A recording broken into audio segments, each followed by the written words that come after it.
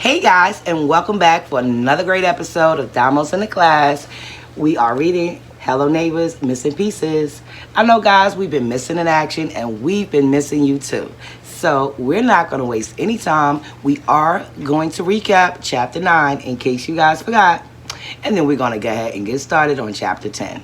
So, Jamia, since we've been going, let them know what's been happening in Chapter 9. So Nick was in his bed. He was hearing some screaming in Mr. Peterson's house.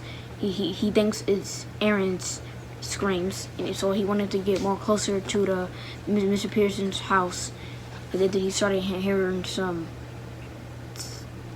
screaming, and then when he got closer, didn't he hear like the drill sound? Yeah, he was hearing screaming and drilling. In Mr. Peterson's basement, right?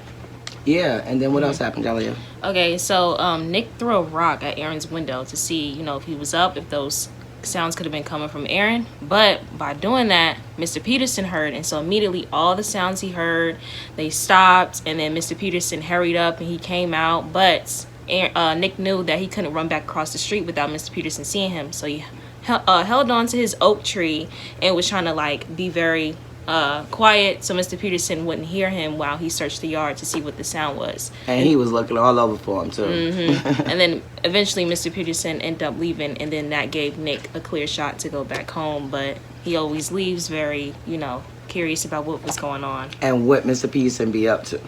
So guys, oh sorry, Boo. In his basement, yeah. Always wondering what's going on in his basement. Because he's always doing a whole bunch of stuff, and we haven't really figured out what's going on down there. All them keys, and no one's really got in there. But every time he come out, he's definitely conspicuous and looking like something's going on creepy.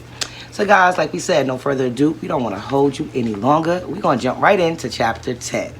I am going to start it out, then Jamir, and then Jalea.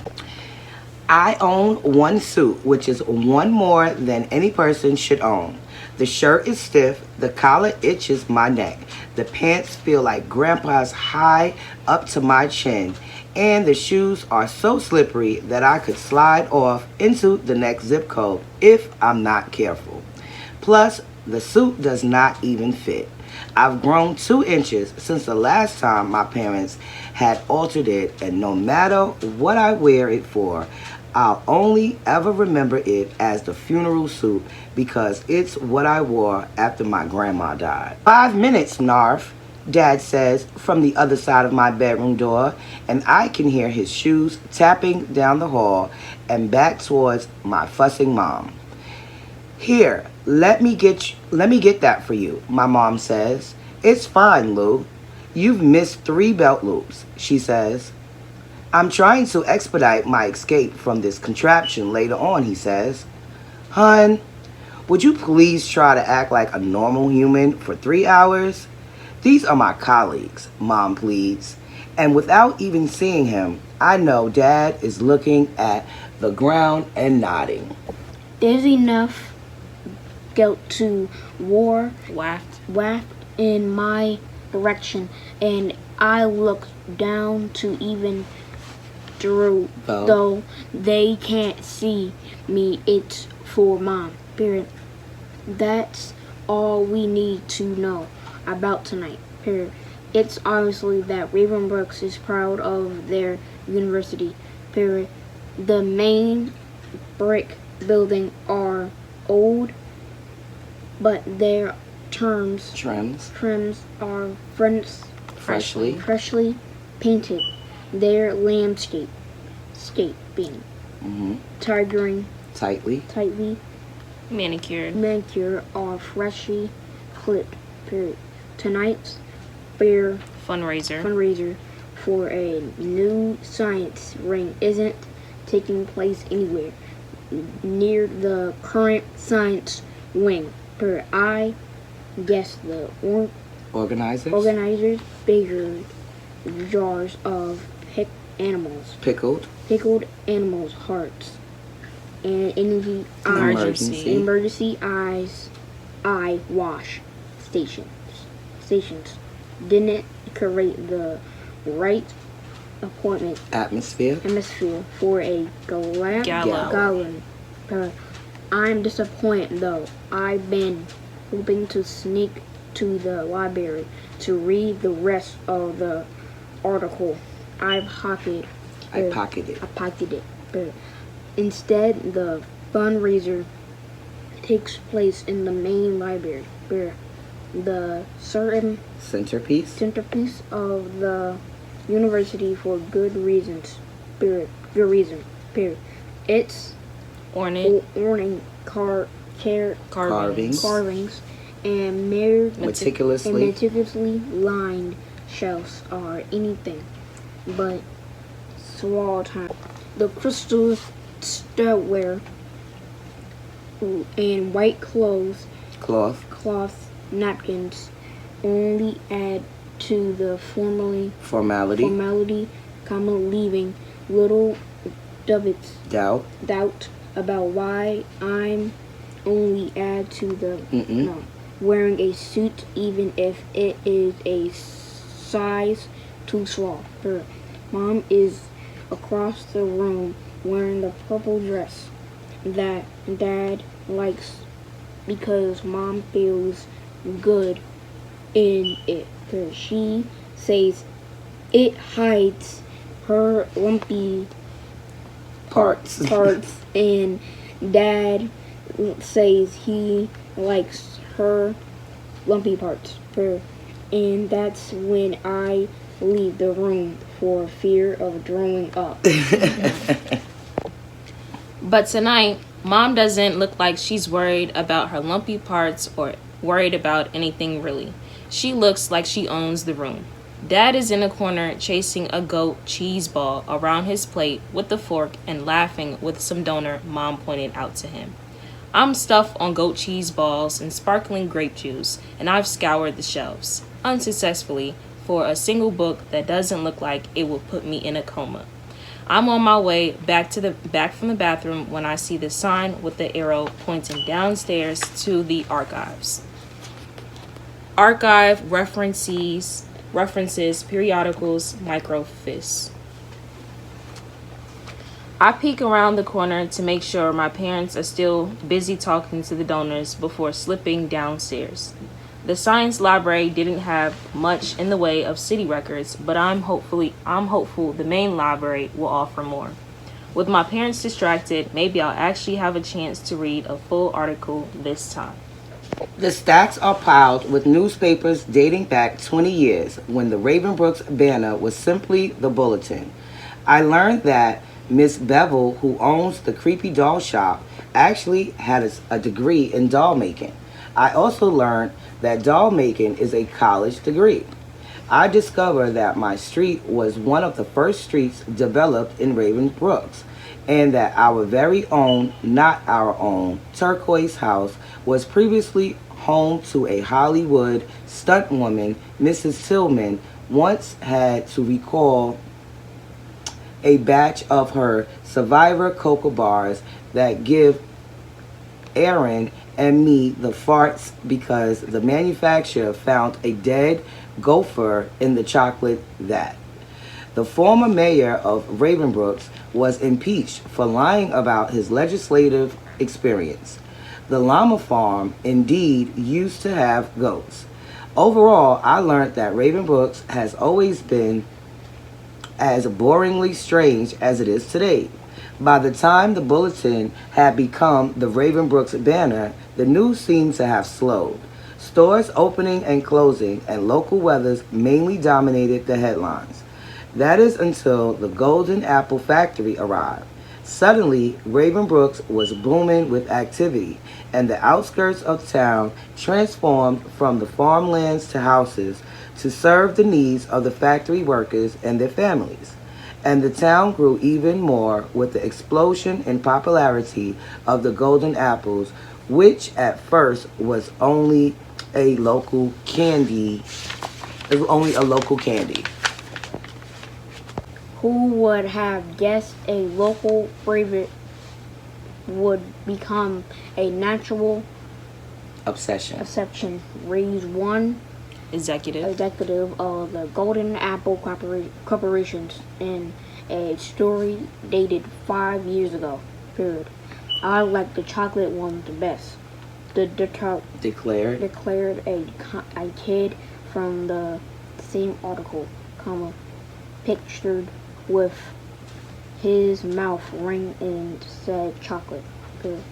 Pretty soon the factory Talk louder. Pretty soon the factory grew to a storefront, and they began giving tours per interactive exhibits because lures Became lures for out of towners. and in a new hotel sprang up on Market Streets. Then the announcement came: the Golden Apple Corporations would be building a multi-million dollars theme park right here in Ravenbrooks. With it all began. Where it all began. Talk louder, boo. Where it all began. Every week, at least one story above the fold boasted the progress of the park's construction. Period. I keep reading in morbid fascination. I can't help myself. Period. It's like when magazines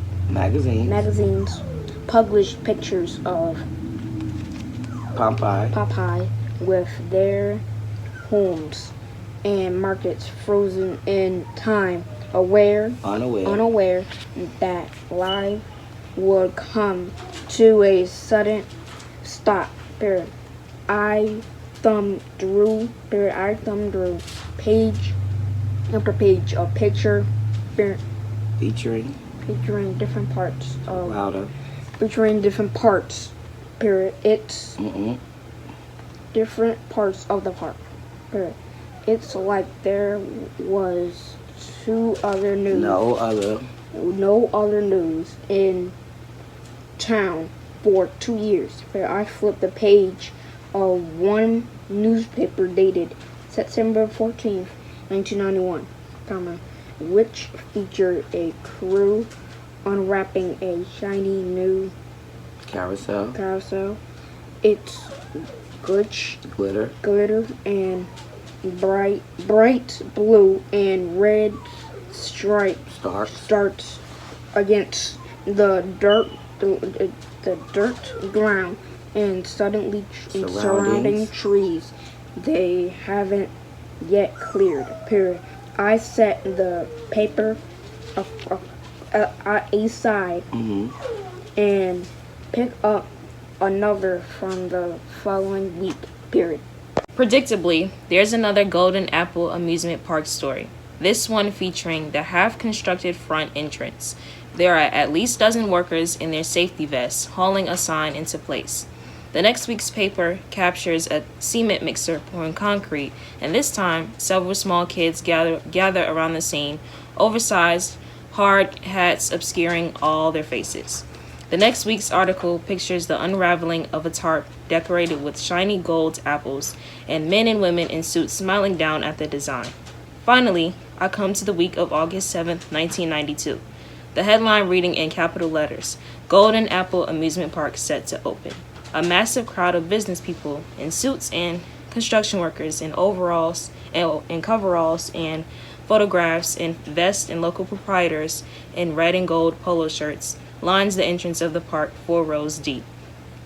Each one holds in their extended hand a palm-sized golden apple. Each one smiles brightly, the possibility of the park's success alive in their imaginations. Only one person doesn't hold an apple. Instead, he holds an almost comically large pair of golden scissors over a red ribbon. He wears a black suit with a red and gold tie, but I recognize him even out of his Argyle sweater. Mr. Peterson. See? I knew he had something to do with this factory. It's the caption of the picture, though, that forms a hard pit in my stomach. I knew it. I did too. I knew it was something with it. Okay. Park designed by local engineer Theodore Masters Peterson.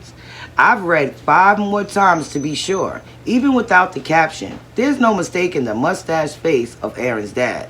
The following week's paper is almost entirely dedicated to the glory of the Golden Apple Amusement Park. The front page lead story tells the opening day's successes, punctuated by a collage of smiling parents and ecstatic kids, balloons in hands, and cotton candies webbed between their fingers. Oh my goodness. So it says Ravenbrook's banner. Peterson has designed parks on 6 continents. Read for a sneak peek of his latest understanding. Of the fold is a dapper-looking headshot of Mr. Peterson, his carnival mustache twirled at the ends in perfect theme park design character. Where Mr. Peterson is a sort of genius for a physics whiz, he engineered some of the world's most innovative attractions, bringing new technology and gimmicks to nearly every new park he's designed. Here, there was the vacuum-powered food delivery system at the Alberta Avalanche Park. Here, it flies through a tube, just like the teller used at a bank. One patron marvel. There were the robotic vendors at Tokyo's cherry blossoms grove. I didn't have to wait in line for hours just to buy a keychain. Said another park goer. And as his reputation as an engineer grew, so did his ambitions for his park. Only instead of looking for businesses in innovations, it seems like Mr. Peterson became more interesting in the rides themselves. At Burns spanned in Bobby Park, he was the first engineer to create a perpetual motion boomerang ride. Talk louder. Boomerang ride. Ride or operators admitted it could only be stopped by a kill switch on a hidden console. I thought I was gonna barf. Remark one writer, whose laughing face betrayed a hit of panic in hit picture. And then there was the Golden Apple Amusement Park. His crowning achievement as an engineer of the world's most exciting attraction. Period. Good job. One could only imagine it had to be spectacular. The profile reads, with the park's unprecedented opening day crowds, we're left wondering what Mr. Peterson has up his sleeve for the big surprise we've come to expect from his parks. You'll just have to wait and see next week. Mr. Peterson is quoted as saying, I'll give you a hint though. Have you ever noticed there's no roller coaster in this park? The article ends with a reference to the off-limits end of the park, a tarp several stories high, and a show-stopping ride that was sure to put Ravenbrooks on the map. I'm not sure if I set the article down so much as push it away under the shelf, appalled at its ignorance of what's to come. I want to scream at the reporter, the smiling patrons in the pictures, the gleeful, reckless Mr. Peterson who set an unimaginable tragedy in motion. There you are, Jay. I found him. Mom thunders down the stairs, looking mostly mad but a little relieved. I act without thinking, ripping the first few articles from each of the following week's newspapers and shoving them inside my pocket before tossing the papers to the side. You made me sweat all over my dress, she says, as she sits down next to the pile of papers I've amassed. I got bored, I say as an apology, and the cool thing about Mom is that's all she needs. What's all this? She says, sliding the papers around a little. I don't know, I say, which is maybe the most honest thing I've said to my mom in weeks. She lifts a few of the pictures to the light, and her mouth becomes a thin line. Then, without saying all the obvious stuff about how sad it is to see what everyone thought the park was going to be, she looks at me and says, I think this move has been the hardest one yet. There in the dim light of the library basement in her purple dress with the little dark rings forming in the armpits, Mom becomes my new favorite person. It's the first time she's ever said what I never figured out how to say. That after a while, calling so many places home just dilutes the word, and she doesn't like it either. Dad descends the stairs just as Mom and I are coming back up. Hey, Narf, he says, an apology on his face, even though he wasn't there for what Mom said. Sometimes Dad just knows. I smuggled out some cheesecake for you. I eat dessert in the car while Mom and Dad rehash the night and laugh about the boring people.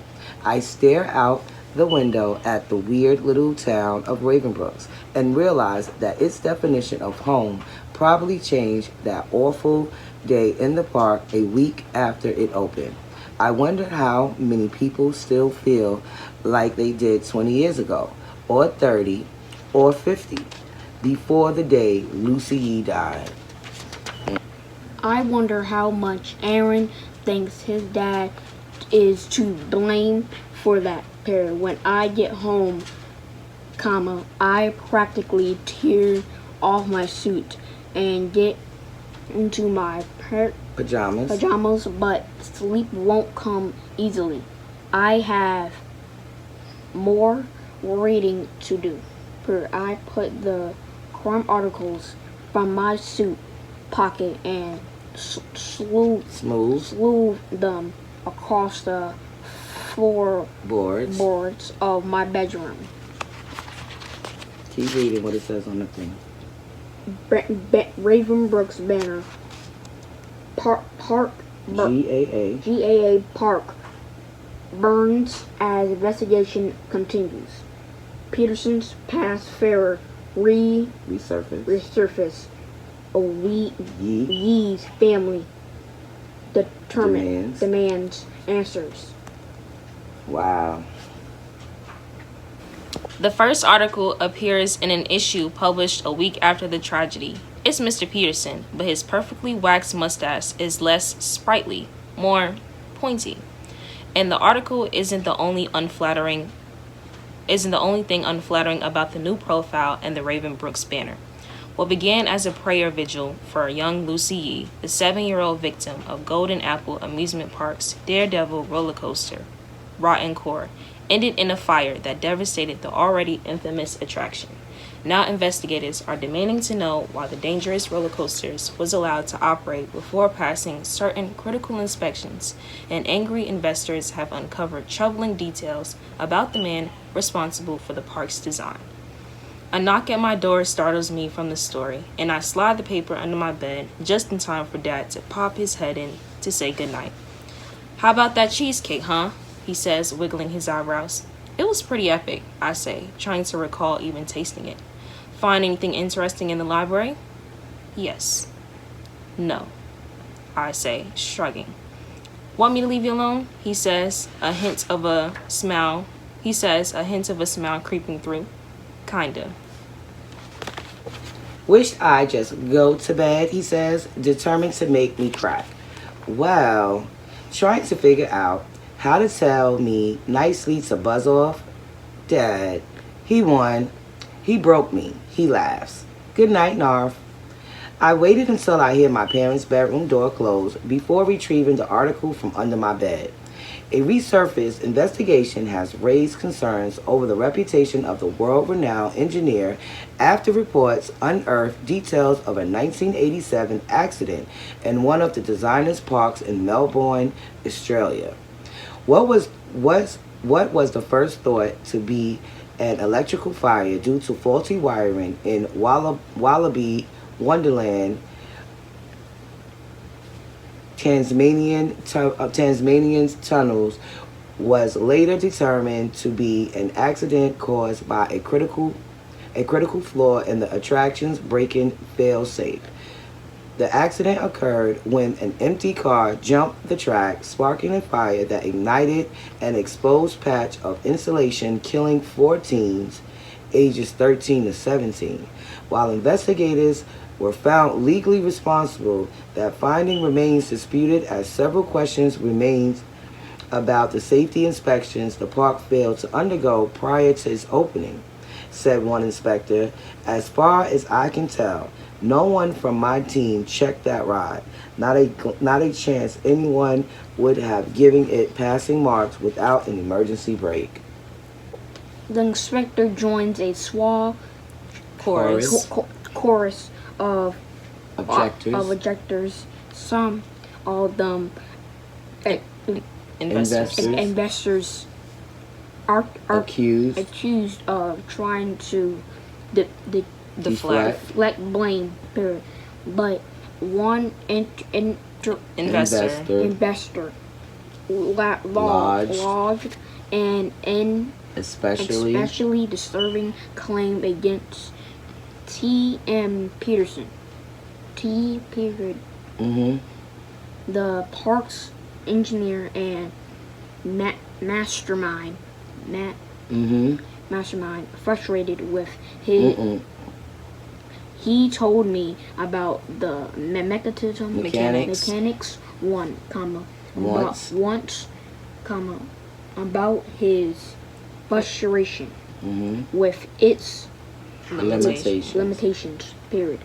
He said safely features tamped the excitement down. Period. He said emergency brakes but put a drag on the speed. Period. The man specifically mentioned emergency brakes, but with a little evidence and a tragedy half a world away. Period. The Ravenbrooks engineers continued his work, bringing what many believe are increasing unsafe and possibly illegal by practices to his park designs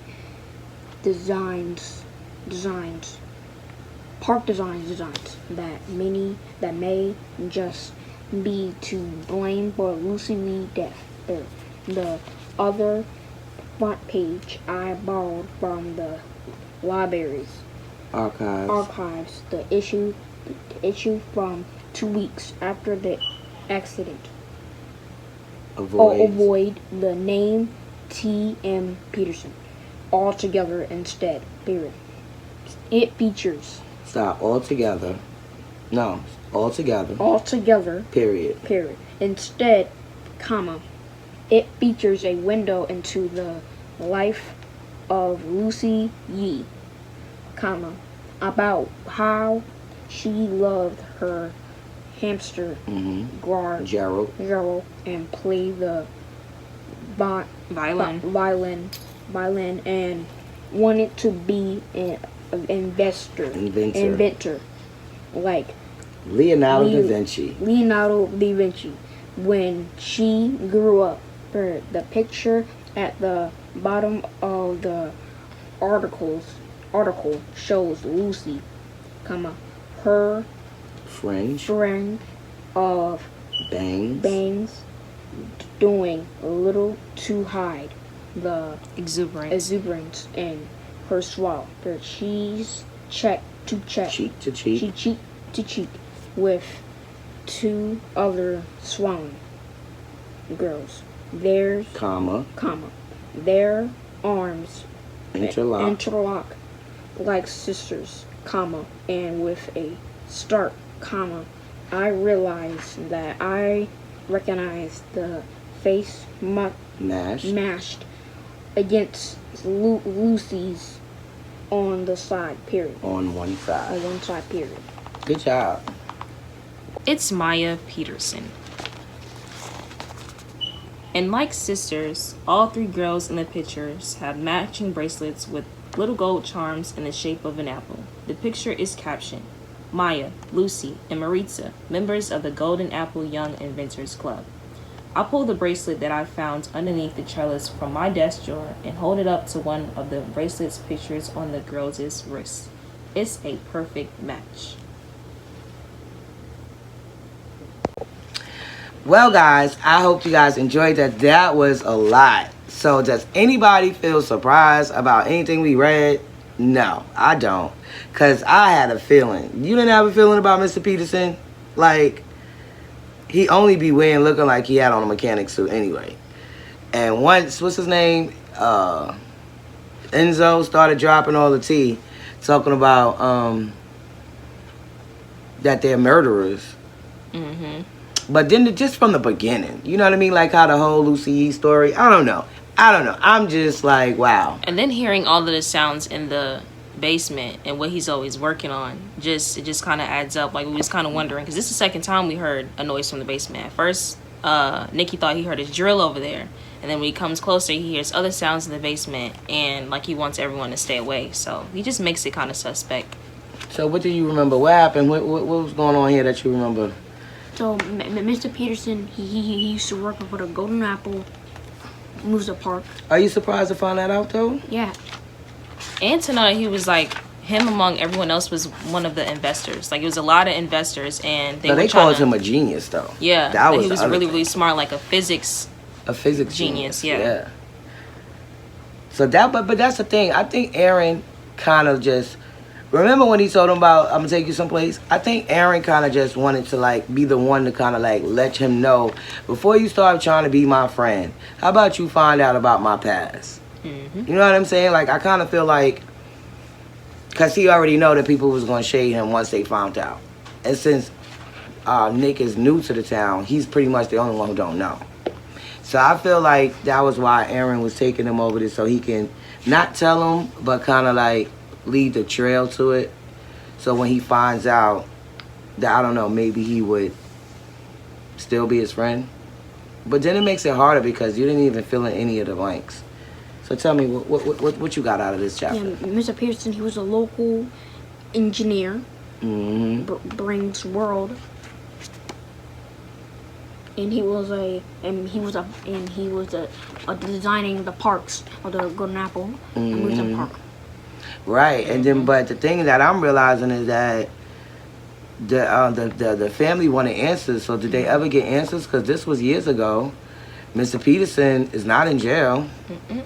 So clearly they must have found out that he really wasn't responsible, or he was responsible. I don't know. It's still something out because... Yeah. Well, it said the investors were a part of the blame, but they tried to deflect blame. So they tried to basically push it off like as if it wasn't their fault. But it was definitely in the technology or in the creation of the train but they didn't get that caught on fire. That is due to the inspections. Yeah, but they didn't have the right inspections. Oh, yeah. So that, in all reality, is a builder and designer's obligation to pass all your inspections. To make sure it's safe, yeah. But I still feel like, though, there's some way he's not in jail. Mm-hmm. Because if the whole town literally still just is upset with him. That part is obvious. But he's not in jail. So there must have been something that kept him legally where he wasn't responsible legally, but you know how you still responsible because you're like the creator. And there was also mentioned how 4 teens also died. So That's it what he was wasn't no, just but that's the what he was seed. saying. Well, that was what he was saying. So that's the other part. So that's in his past. Okay. On top of that. So he not only was he the engineer for the Golden Apples, but he was the engineer for the other place in Australia, Right. the Wonderland Tasmanian tunnels, and that's where the other kids. Right. So like this is not the first tragedy he's worked at, which is like how's he still doing a job? You know what I'm saying? And you got that type of reputation. Yeah. So like now, I don't even know what to feel because I could also say when they showed the picture of the young investors, I was expecting to see Aaron though. When it was talking about it on the page before, I didn't expect to see Maya. So Maya is still, you know, Aaron's sister, which is Mr. Peterson's daughter. But I expected to see Aaron. But then it was crazy how Nick had the bracelet. But wait a one of minute. the bracelets they were wearing. it's not crazy because Maya's the sister, Aaron's sister, and Aaron's sister's in the picture with Lucy. Yeah, they were that close. But I just expected to see Aaron though. I didn't expect to see Maya. But that's even more creepy. Like Lucy was the friend to Maya, and she died. Yeah. She died on the. Yeah, no, that's crazy. And then they still got her bracelet. Nick, How did Nick get her bracelet again? good question. 'Cause But he that's what I'm said- saying. Like, Oh, he found it underneath the trellis, in his desk drawer. I don't know how he got it, but this. but is if where it's he places underneath the it. trellis, isn't that trellis outside his window where he be climbing up or whatever to get over to Aaron's side? Like I'm saying, it obviously came from Mr. Peterson's house. And you know when she died, like they must have obviously kept her bracelet or like I'm just now it's getting each other more creepy though because Maya is a little sister who hangs out with the girl and the girl died but they still got her bracelet and Maya's creepy too because she ain't really said a lot neither. She just be coming out calling him creepy. What you looking at? All this other stuff. Wow, I don't even know how to feel no more because from the way the book starts out with the mother feeling some type of way watching how Mr. Peterson interacts with Maya. So now I know that Maya was best friends with the girl who died. So was Aaron friends with the boys from the other place? Did they live in Australia at the time? Wow, I don't know. It's just too many deaths and too many kids. And I ain't know this was going to be all that, y'all. This is a lot. But it's definitely interesting. So we definitely can't wait to get into chapter 11. How about you? You waiting to see what you think gonna happen in chapter 11, John man? I think that we're gonna find out more information about the neighbor. I want to find out more about them kids now. Now I need to know more about Maya. I need to understand what did they do when they found out that the design was faulty by his, you know, I guess from his work and that the no inspection. Like, what did they do? Did they charge him? Did he do a little bit of time? Is he just like what? Because the whole person died and then other kids died in his past too. And now Nick is reading all of that. So do you think Nick still want to be friends with Aaron? Because now he's getting like his own information. You know what I'm saying? Like, because remember Nick, that's the other part. Like this is always my thing. It's like when you have a chance to tell your own story, you should. Because now Nick is finding out, you know, whatever he's finding out from whatever's in the paper, this and that, that's not really getting the whole story, though. Like, if you could talk to the person who actually was involved or who's really closest, which would be Aaron, I don't know. But I can't wait to see you guys. So I hope you guys are just as excited as we are. And if that is the case, please come back for our next episode, which is going to be airing later on today. We got you because we've been going missing in action. So we said we're going to give y'all 2 chapters today, guys. So come on back for chapter 11. Hello, Mr. Pieces. If you ain't got your copy, just listen to us.